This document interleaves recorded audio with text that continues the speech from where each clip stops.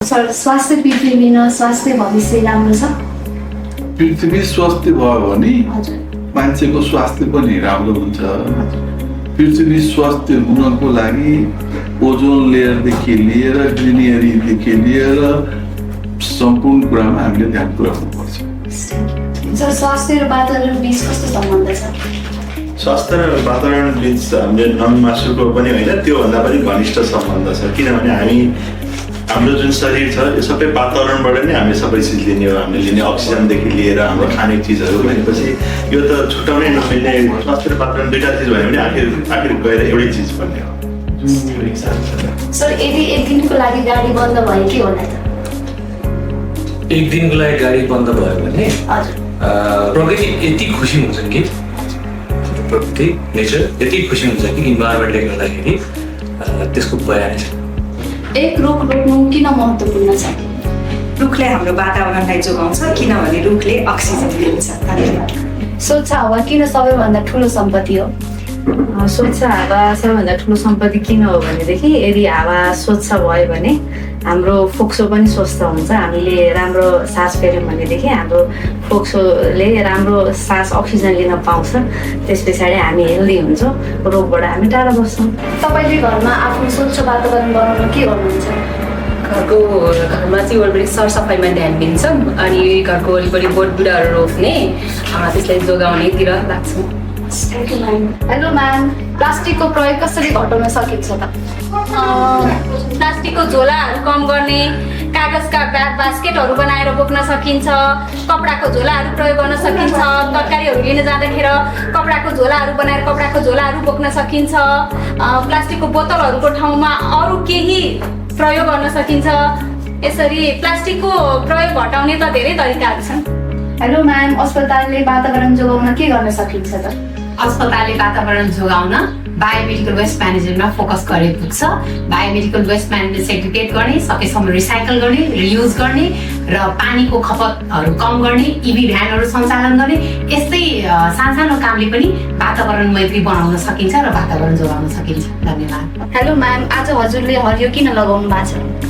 किनभने हरियालीले शीतलता प्रदान गर्छ, त्यही भएर म आज हरियो लगाएको छु र आज इन्भाइरोमेन्ट डे भएर पनि लगाएको छु। हरियो रुख बोट बिरुवा सबैले शीतलता प्रदान गर्छ, त्यही भएर सबैजनाले आज हरियो नै लगाउनु पर्छ। Thank you ma'am. Hello sir, हजुरले प्रकृति जोगाउन के गरिराख्नु भएको छ? हामीले प्रकृतिलाई जोगाउनको लागि हामीले मेडिकल रेकर्ड डिपार्टमेन्टलाई सम्भवतः पेपरलेस बनाउने काम चाहिँ गरिरहेको छ। हेलो म्याम, हजुरले वातावरण संरक्षणका लागि अप्नाएका एउटा बानी के होला? रिसाइकल। हेलो डाक्टर विजय, के वातावरणले क्यान्सरको जोखिम बढाउन सक्छ त? हजुर, अहिले बढ्दो वातावरण पोल्युसनले गर्दाखेरि जुन प्रदूषण छ त्यसले गर्दा क्यान्सरको जोखिम बढ्न सक्छ। कसरी होला के भन्नुहुन्छ?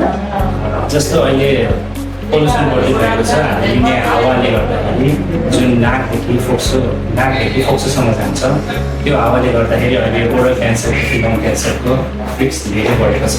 र जुन हामीले एक्सपोज हुने स्किन छ, स्किन छाला पनि इन्भाइरोमेन्टमा त्यो पोल्युसनले गर्दाखेरि रिस्क बढेको छ।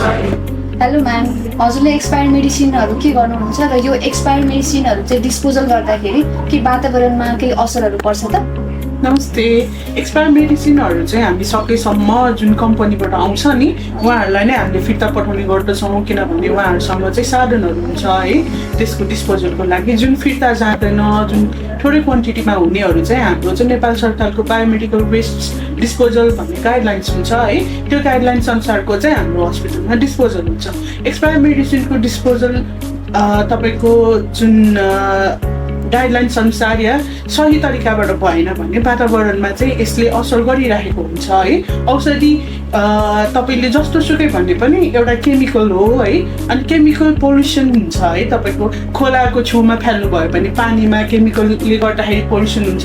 जलाउनु भयो भने केमिकलले जुन हावामा हाम्रो डिफ्रेन्ट अक्सिजन भयो, नाइट्रोजन भयो, जुनै पनि हाम्रो हावामा हुने एटम्सहरू हुन्छ त्योसँग रियाक्सन गरेर चाहिँ हानिकारक वायुनाले चाहिँ बनाइरहेको हुन्छ होइन। त्यही भएर एक्सपायर मेडिसिन होस् या जुनसुकै पनि औषधिको डिस्पोजल चाहिँ तपाईँले चाहिँ एउटा सही तरिकाबाट गर्नुपर्ने हुन्छ। यसले चाहिँ वातावरणलाई प्रोटेक्ट गरिराखेको हुन्छ। हेलो सर, के वातावरणीय प्रदूषण पनि एउटा साइलेन्ट किलर हो? एकदमै साइलेन्ट किलर हो यो इन्भाइरोमेन्ट पोल्युसन साउन्ड पोल्युसन सबै कुरा चाहिँ एकदमै साइलेन्ट किलर हो यसले चाहिँ धेरै जस्तो जोइन्ट डिजिजहरू पनि निम्ति आउँछ। हेलो सर, तपाईँले वातावरण संरक्षण गर्नको लागि आजदेखि गर्ने कुराहरू के होला नि त? खासमा हामीले वातावरण संरक्षण गर्नको लागि दुईवटा कुरामा विशेष ध्यान दिनुपर्छ जहाँसम्म मलाई लाग्छ। एउटा के भयो सेभ भयो र एउटा रेड्युस भयो। सेभ भनेपछि वन जङ्गल बोट बिरुवाहरू बचाउने, जथाभावी नकाट्ने, वन जङ्गल विनाश नगर्ने, सक्दोसम्म हामीले झन् लगाउने प्रयास गर्ने। अर्को रेड्युस भनेपछि पोल्युसन आउँछ। पोल्युसन भने अब जथाभावी गाडी नकुदाउने त्यस्तो कारण पोल्युसनबाट बचाउन सकिन्छ। अर्को कुरा स्मोकिङ भयो, मेन कुरा मान्छेले जहाँ पाए त्यही स्मोकिङ गरेर आउँछ। सो खासमा त्यस्तो कुराहरूमा ध्यान दियो भने हामीले वातावरण जोगाउन सकिन्छ जस्तो लाग्छ। Thank you, sir. Hello, ma'am. Hello. How could we celebrate Environmental Day? Celebrating Environmental Day is very important for us because without Environmental Day, our life is not possible. So celebrating this day to remember everyone to protecting our earth. Hello ma'am, hello. पार्कमा हिँड्नु किन राम्रो मानिन्छ? पार्कमा हिँड्दा चाहिँ एकदम राम्रो किन मानिन्छ भन्दाखेरि चाहिँ अब जस्तै हाम्रो हरियाली र खुल्ला वातावरणको कारणले गर्दाखेरि एकदम मन पनि शान्त हुन्छ र शरीरले पनि धन्यवाद भन्छ। हस्, थ्याङ्क यू।